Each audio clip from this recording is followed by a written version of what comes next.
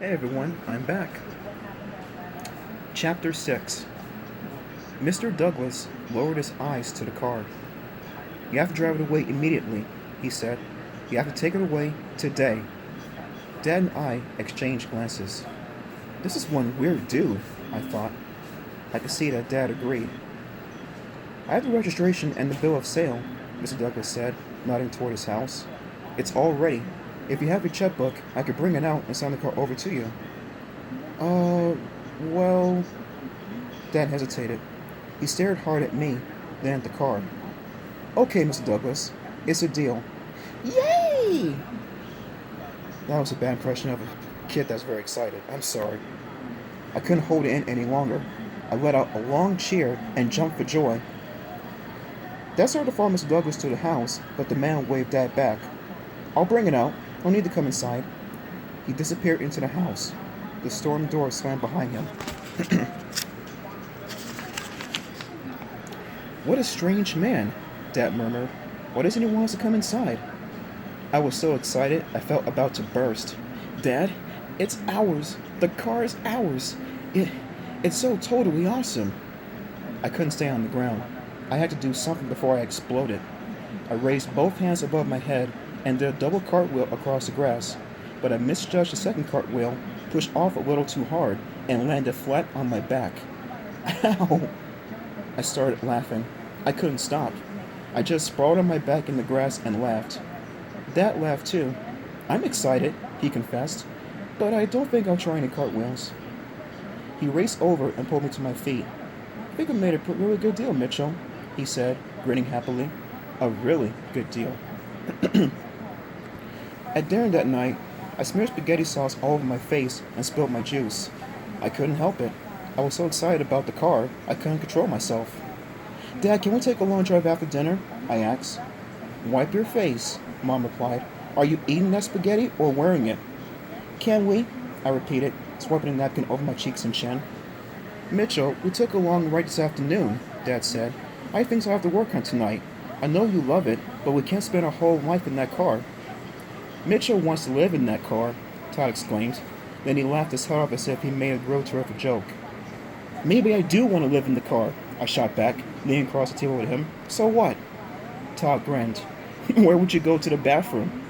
Dad laughed. That's not funny, Mom snapped. Todd, we're at the dinner table, remember? How about a short ride, I suggested, just down the hill to town and back. No, you have homework, Mom replied sternly.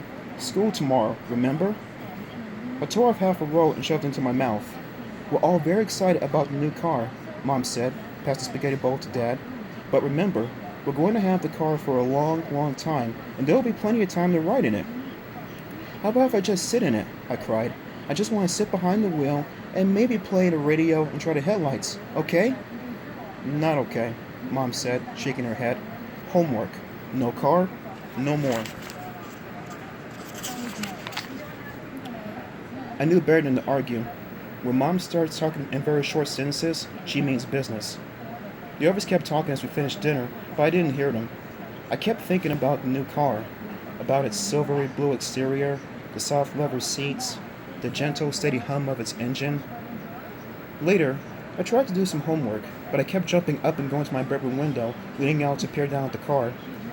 Dad had parked it in the driveway, and I could see it clearly since my room faced the front.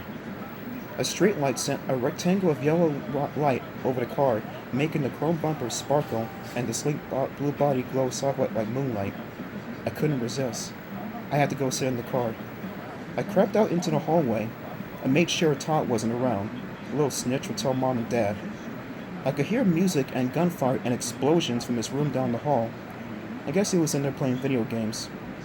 I made my way silently down the stairs, leaning hard against the wall to keep the wooden steps from creaking. I could hear Mom talking on the phone from the den. I stopped at the bottom of the stairs. Where was Dad? Ow! I heard his angry cry from the back hall. I twisted around until I glimpsed him, on his knees on the floor, towels spread around. He had an electrical cord raised in one hand. I guess it was the cord he'd been working on before. I heard a loud crackling sound. Ow! Dad cried out again. He dropped the cord and shook his hand furiously. The cord definitely was not fixed. Holding my breath, I turned and tiptoed to the front door. A few seconds later, I was outside. My sweatshirt fluttered in a strong, cold wind. A pale sliver of a moon faded behind wisps of black clouds. I shivered. Too late to go back for a coat.